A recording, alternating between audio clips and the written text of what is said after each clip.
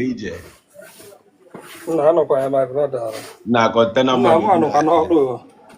one ịnụrụ iwe na-eme na from Egypt bata na Ghana gbasazie Ghana. Mago, mgbe a nụrụ afịa akwụna ka m chọrọ ịgbagote ịghọtago because na ndị be anyị jizi ndị be anyị azụzụ dị afịa. Okay.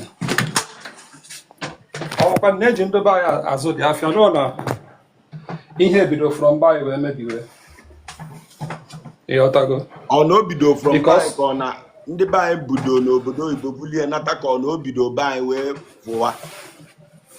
Na-agwazigo onweghị enyi gị ero na-eme travel na-ahị ọgba akwa na-ama ha nọ ihe ọ na-eji ime ọma ịghọtago because ihe awọ ihe m megoro experience ya.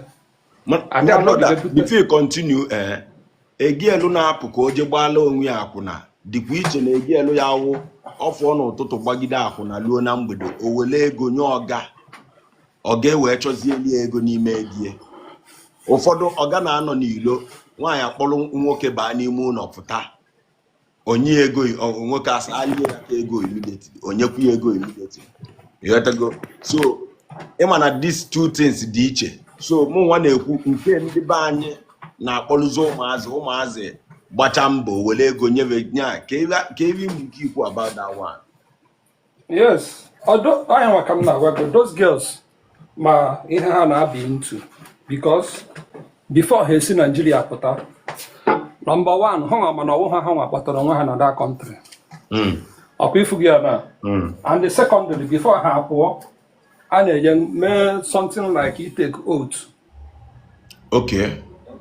Ịghọtago mana ihe na-emezi some people wee rụzie dị ọwụzi na ọwụzi ha mere respect ka ha fọrọ ha pụtazi ebe akwa na street ọkụghọtara the game na because before akpọta any girl o ya bụ ụzọ gba update pictures ịghọtago ụmụ ihe sexy pictures a then men atụọ ya scale mana wait dị nwa even ihe afọ some na yo biko save anyhow na ihe ọ na-ikwu na o ya enye gị ya ọkwa ifụrụ population ụmụ nwaanyị be anyị n'ọrụ ilo na nke ikpeazụ a nwanne adị ama ndị be anyị aka in the whole Africa na adị ama ndị be anyị aka ndị Igbo ka ndị Benin. Yes. Igbo ka ibe ndị Benin ụmụ nwaanyị Benin na ha na-apụtazi na the game na binye agbago mbọ mgbe ha gbara mbọ ndị ji flag na-awụ ndị be anyị na ndị Yoruba. Yes. Ịghọtago ịwọchị Cameroon nọkwa n'ọrụ iro mana before ifo nwaanyị Cameroon pụtawara ọrụ iro o jigo nwayọọ setụrụ ọmụcha nwa na be ha mechaa many things kachakwa onwe before pụta ọrụ iro. Ịghọtago mana ụmụ nwaanyị be anyị from that 17-18 years ha years 22 ifugo ya ọ na-amagharị na-amanya cham beach makwa eji m Algeria ọ bụzie na ọ na-awụ akpọta ụmụ nwaanyị be anyị ụmụazị Guinea ndị Fulani European ndị be anyị pere ele because abịa na woman business ịma na-egbuli ya mmadụ well ịghọtara ha je pịa ndị be anyị pere ele ha je pịara those girls nwaanyị onye be anyị onye Igbo a na-abalansizi onye Fulani ego and these guys efuru na-egbugo those our girls in daily almost every month because if all those guys up ha nwakpọgo ogu n'elu 20-story building ha si dey puch oge aka pịa na pịasa isi ha ekebịa dị onwe ha na-ekwute because ọ dozi obodo enweghị any woman light there. Population be anyị ụmụazị n'ebe a na-egbu gold na Burkina Faso ontu na eme afịa akwụna. Nna m na-agwa gị iru were tapolin ihe m na-agwa gị ụwụ dialect ka m na-apịa gị mụ nwa dị apịa gị nọ mmadụ kọrọ m. Ịghọtago Burkina Faso ndị ahụ ifuru wee ruo were tapolin ekpucha n'ime desert Judy na balance madam 5 million 4 million. Hey! Ebata Mali the same thing. Nke Mali self here for some people onya de ha no be mechago 2 years no hospital nothing onwe ebe a na-agwọ dị ọya. Ha niile ju a na balance madam. Ma ndụ nke na-eje nga. Ebata Senegal the same thing. Ebata Gambia the same thing. So say ebe ha kọtụrụ Liberia and Sierra Leone and Guinea because all those side nwaanyị bere ego. Okay. Why Belego that side? Yes. Why Belego that side? Man, if for Ivory Coast, Ghana, Cotonou, Togo, our girls do surplus in that route. And on Africa has in daily basis, every blessed day, our girls now that there. Our girls back home keep us now, we're going to Gen Z now. How are the two desperate? Once na their friends are going to Ghana now update pictures okay, one not Arabia. And then now over now no internet. Young ones going on my here or young one in the media before God your honor to say, Oma. Yotago. Because most of all these our girls now which are the porn sites. Many of them which has the porn site, Melo Beach. Eba na-ihe nwoke na nwanyị. Eyotago. Ụfọdụ n'ime ha na-ejezi na-amụ ka esi agba egwu ebe a na-eri oriri na ọṅụṅụ. So many things na-eme. Amazi m na ndụ parents ka eblem we na nke anụwa ka amazi m ihe na-emenu because all those obodo like Ghana for now enwechara m eze ndị Igbo na Ghana. Yes. Each community. Mana all those people ifo adị ekwu anything na ha fuchi ihe niile. And they bata na all those bịa kpọrọ ụmụ nwaanyị be anyị na-eme ihe niile a kirikiri ụmụazị ahụ. Ifo na the highest customers ha nwere dị ndụ married man ndụ be anyị. Amatara na if all those people kwesịrị na-ekwu okwu datin nke amaka the thing yes kwụsị na dị obodo ọ wụzie ha nwa na-akwadozi ụmụazị niile ahụ na-apịa ọkụ gwogwo na-eri mụnwa afụghị ihe niile ahụ ịbata Cotonou the same thing ịbata Togo the same thing kawo Cotonou na Togo ma Ghana ime abanye 241 ndị nwe obodo anakpuchago efu ụmụ nwaanyị banya na-akwụgharị na street a na-achọ kọstọma a na-agagharị na street n'ogologo main road a na-achọ kọstọma inye ya ego 500 sefa 20 cedis achọ jos ihe ya achọwo ebe gbatụrụ ọchịchịrị adị achọdu room adị achọdu dos nọ ka apụtụgodu ebe mmadụ nọ some people say ọkụ moto nwere ike ịgba riders efu nwoke na nwaanyị nọ dị ụlọ ndị be anyị ka ihe a na-achọ nke a na ihe a na-eme na ọkawo n'ọka onye bute ike. My brother, what about our culture? Ndị Igbo anyị nwere culture. On the beach culture efukwawo na-esi ekwukwe ya o. Ịghọtago? Culture nke ikpeazụ a na-ahụkwa ọ na-esi ekwu ya na-eme anyị nwere culture with some people jizi eme na a na-eme omenala nọkwa na be anyị ndị na-erikwa ọrụ ọkwa ọgwụgo. All our people nwere culture n'eziokwu. Those are our people gbagoro mgbọrọgwụ all those country kwesịrị afọ all those kinds na-send ha back na-ekwu na this na ha our culture. Mụnwa anọgo Ghana, ebigo m Cotonou, anọgo m Togo, Burkina Faso, Mali. O nwere mgbe m na-eme all those road operate. Lukwe, Guinea Bissau, Senegal. All those things, o nweghị ihe na-akọrọ m akọrọ na all those girls ma ihe ha na-aba into. Oh my God, ebe 2017 nneje Guinea Conakry. Mbara moto from Cotonou na-aga Mali because from Mali ka ihe si connect ya to Guinea Conakry. Ihe nọ na that moto that day ruru almost 22 girls, Nigerian girls. 2017 ka m na-agwago. And from that time, calculate go do na girls na-aga that journey every blessed day till this 2025. Ema how many population people go on. One of these girls na-emezi ka ndị isi adọghọ mma. Ya ndị mụ na ha nọ n'ime the same luxurious agba break ka anyụ ọma mere like this efu ha agbatu isie na na-eti my toto go give me money na na-eme all those no ginger. Cheli container or even Comazin. Beach na agwa gị ihe m na-afụ n'anya m korokoro m ga-adị akọrọ go Nollywood.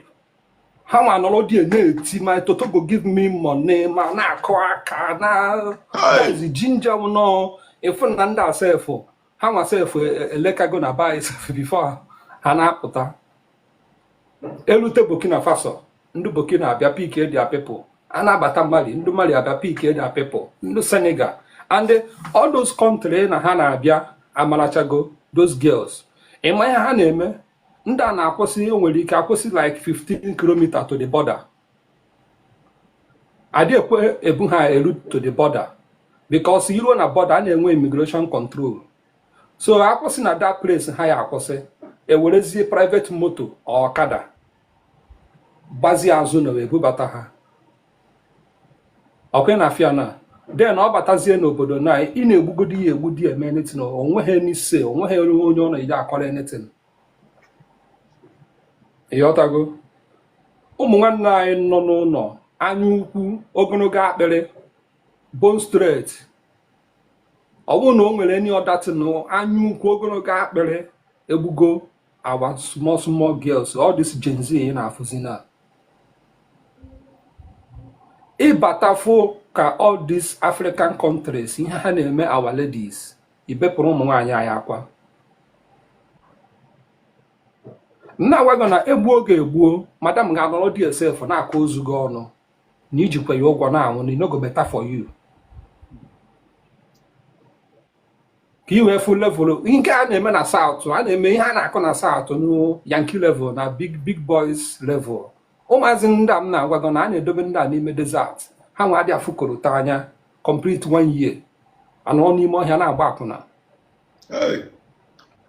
Ndị m na-agwago na-enwedu access to telephone enwedu access to any phone on the internet because of madam and they have no business with Nigerian guy. Enwetego with Nigerian guy fuck up adọka akwụ iji akwụ ụgwọ ibidokwa n'isi because they believe na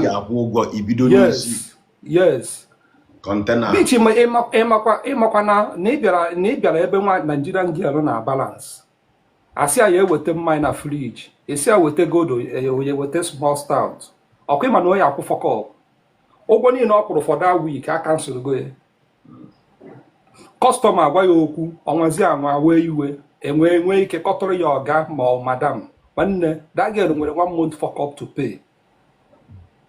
Nke ndị Algeria sef na ya akọgo mkpọri eruo kpọtọ efu ndị ya akọgo mkpọri a na-enye ha igbo na mmanya ndọba ayo ha na-esi igbo na mmanya na-echeta ofe ọkọrọkụ nke abanye 00 hour ihe ya akọgo eticha gị ihe ekwuo ndị kwuru gị ihe 200 euro before madam agwazie gị ego n'iyi akwụ ya. Ịghọtago so ma our girls needili ịma ihe a na-eme na nke ikpeazụ mara na uru adụ n'isi azụ nwanne because all those girls o nwere nke m na-ajụ one day na-asị ihe pụtara na mgbe ị na-apụta ka evunnobi gị n'ọwụ ka ịpụta bịa bute ike ya ruo mansion ọ ị chọrọ ịpụta nawazie n'iyi ka eyọ evunnobi ọsọ nnọkwa ya nwaanyị na ya nwaanyị tụọrọ ya asị na ịmago that the same statement ha niile na-eyuzukwe na agwara ya na saloon na agwara ya na mana amaghị m ihe niile ahụ story because all those girls before ha abịa ha ya evu ụzọ na-ese picture na-esend a na-eme call na-agwa ha katin sedo asị ha ya na-atụ n'ụzọ na ha na-abịa. Ịghọtago mgbe ị na-ekwu na ịma ihe ị na-abịa ime mmadụ na-agwa gị asị ya na-atụ n'ụzọ ka ị na-ewe na-ebiti some checkpoint some immigration gụnwe na-atụ dị asị na-abịa ị na-asị m na ịma ihe ị na-abịa ime. Some of them na-anọ n'ụzọ ele ha 3 times ha nwa adị amadi sef and any place on ha na-abata anara ha their phone with their SIM card destroy no contact. Any place on ha na-abata anara ha their phone and their SIM card destroy the thing. If na ihe a na-agwago na aka na-aga on na even na sef ọ dịzị ka ọ na sef ka ọ kazi njọ nke ikpeazụ a ọ ka na-aga on now ihe m na-agwagoro nke our West Africa nke dogodo anyị nso ka a hapụzi imewezi ka a gawa Turkey, ka a gawa Dubai, ka a gawa all those places. Nke m na-agwagorogo na awawa unu West African borders dị anyị nso. Onye si na-asị ka m na-ekwu nwanne tigoro isi na semebodo n'abalị gagodu John Key Cotonou, tigoro isi na Azongo Cotonou, jos nke dogada anyị nso ka ife hụ ụmụ nwa ị na-afụ 12 2 o'clock nke abalị ndị nwe obodo a na-akpụchago ụla Nigerian girls eju na street na-akwụgharị na-agagharị o moto gba breki ala ọchị ya, onye kwugharị ọnụ ala ọchị ya. So nke a na-emezi a na-ekwu na ha amaghị ha na-eji ime na ama nke ihe niile ahụ asị, ha nwa ma ihe ha na-aga into, and the thing na-epuchukwana ha ji eme all those things ka mama ha yotago. I wish na all those people na-ekwu na ya na-agbagote mana those kind of people ha enweghị any access to internet phone olesizi na ndụ nke balance goro, and ndụ nke balance goro na-achọ ịwụ madam by fire by force. If you got the problem now, onwe ha nke na-apụta na-ekwu ihe na-eme na-ekwe ka o si adị. Emit Gome girl na Algeria ọ na-agwa na before pụta na 5 guys gara ya once because a na-enye benefit of the doubt na ya nwee ha arụ n'ọrụ a, ọ na-achọ ịpụ otu ha long na ọ ya arụ n'ọrụ a. 5 men bịa pịa ya ọkụ once kado free ka gworo ka e wee confirm ọnụ ya arụ n'ọrụ n'ihu ọrụ.